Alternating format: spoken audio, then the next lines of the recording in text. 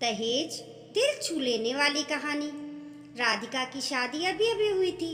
शादी का माहौल, मेहमानों की भीड़ और नए रिश्तेदारों से मिलने की खुशी उसके मन में बसी थी।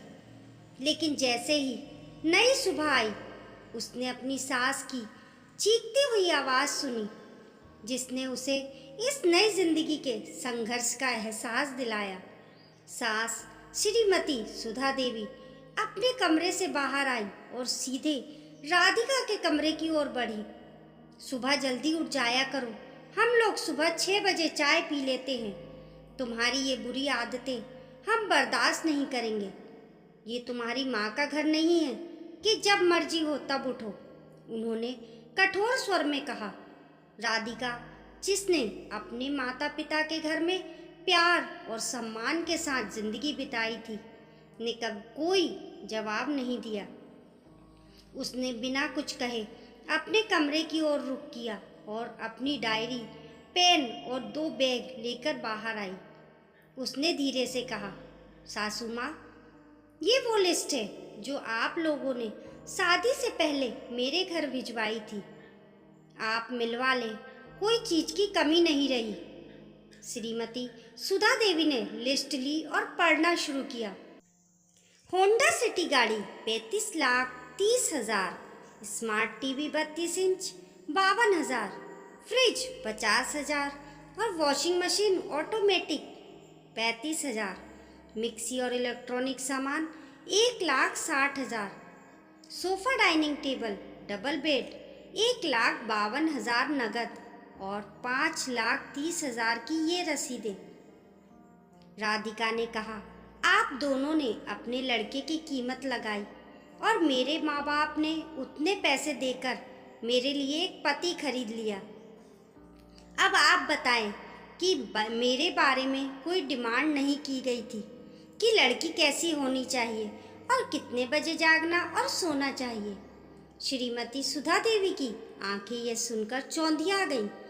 उन्होंने कभी नहीं सोचा था कि राधिका इस तरह से जवाब देगी।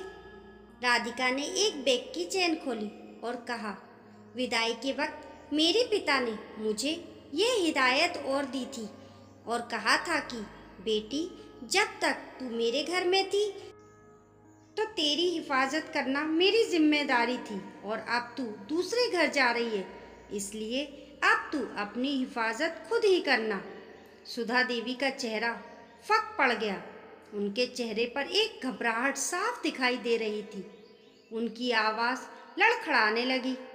बहू, लगता है तुम्हारी नींद अभी कच्ची है, जाकर सो जाओ और जब नींद पूरी हो जाए तो खुद से उठ जाना मेरी शहजादी। इस घटना के बाद घर के माहौल में काफ़ी बदलाव आया।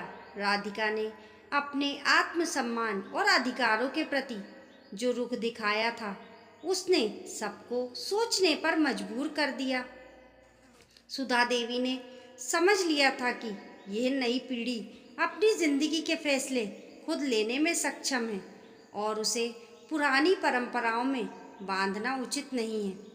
राधिका का आत्मविश्वास और साहस धीरे धीरे पूरे घर में फैलने लगा।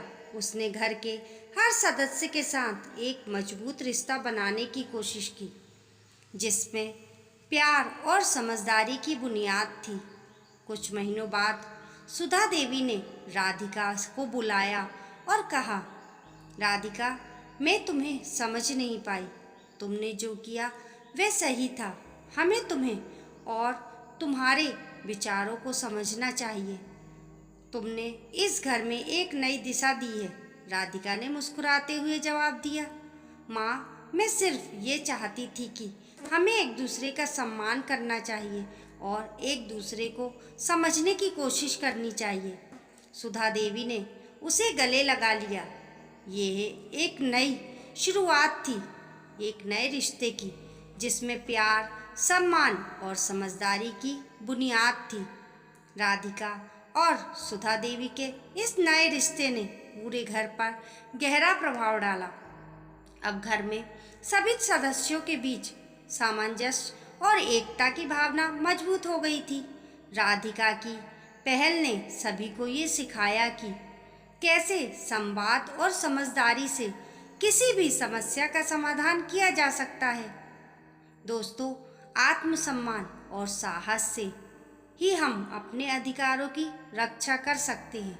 ये कहानी एक प्रेरणा है उन सभी के लिए जो अपने जीवन में संघर्ष का सामना कर रहे हैं। ये हमें यह भी सिखाती है कि पुराने परंपराओं और रीति रिवाजों को तोड़कर हम एक नए और बेहतर समाज का निर्माण कर सकते हैं। दोस्तों, आपको ये कहानी कैसी लगी कमेंट करके ज़रूर बताइए। पसंद आने पर लाइक और शेयर करें। ऐसी ही अच्छी अच्छी कहानियों के लिए चैनल को सब्सक्राइब करना ना भूलें। मिलते हैं फिर एक नई कहानी के साथ।